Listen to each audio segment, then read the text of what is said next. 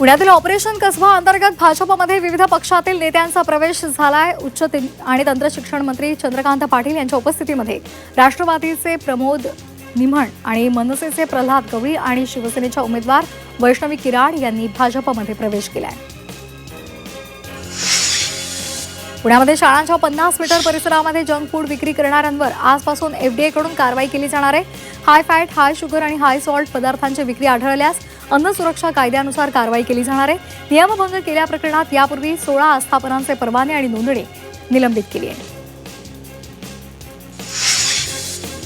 नाशिकच्या सुरगाणा तालुक्यातल्या पळसण गावामध्ये डीपीवरील अर्थिंग प्लगमध्ये बिघाड झाल्यामुळे विद्युत प्रवाह मोठ्या प्रमाणात वाढला।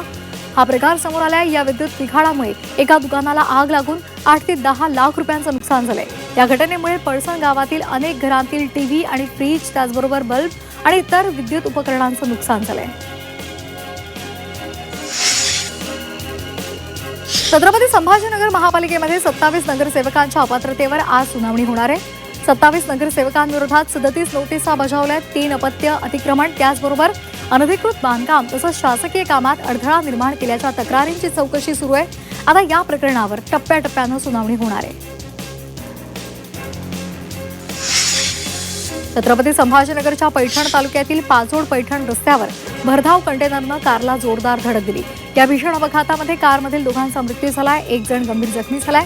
ही घटना रात्री कुतुबखेडा फाट्याजवळ HP पेट्रोल पंपासमोर घडली आहे।